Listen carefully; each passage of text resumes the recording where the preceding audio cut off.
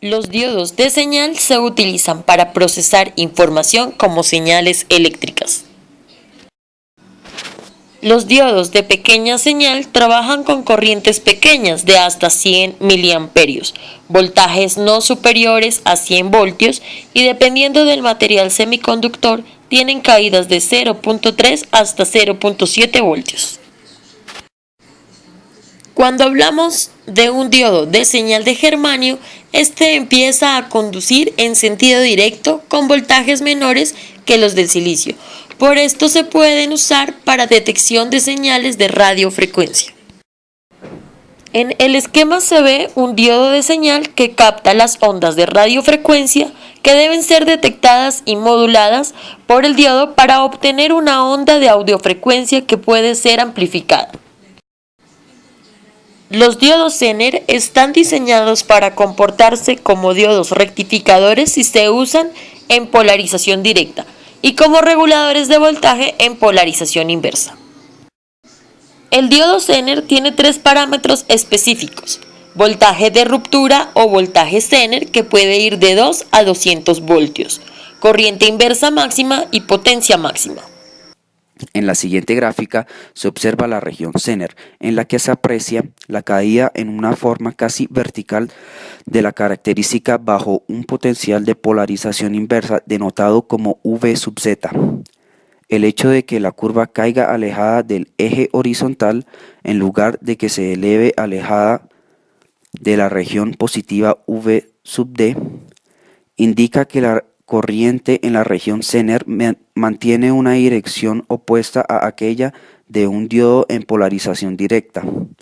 Esta región de características únicas se utiliza en el diseño de los diodos Zener, los cuales tienen el símbolo gráfico que aparece en esta figura 2. A.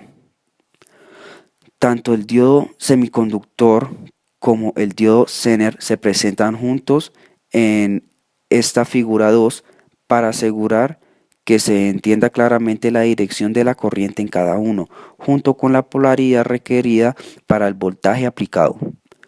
Para el diodo semiconductor, el estado de encendido resistirá una corriente en dirección de la flecha del símbolo.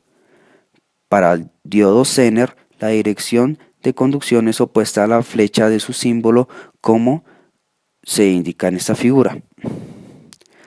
Además, se puede observar que la polaridad de V sub D y de V sub Z son las mismas que las que se hubieran obtenido si ambos fueran elementos resistivos. La localización de la región Zener puede controlarse mediante la variación de los niveles de dopado. Un incremento en el dopado que produce un incremento en el número de impurezas añadidas disminuye el potencial Zener. Existen diodos Zener disponibles con potenciales Zener de 1.8 a 200 voltios con valores de potencia de 1/4 a 50 vatios. El circuito equivalente completo del diodo Zener en la región Zener incorpora una pequeña resistencia dinámica y una batería DC equivalente al potencial Zener, como se muestra en esta figura 3.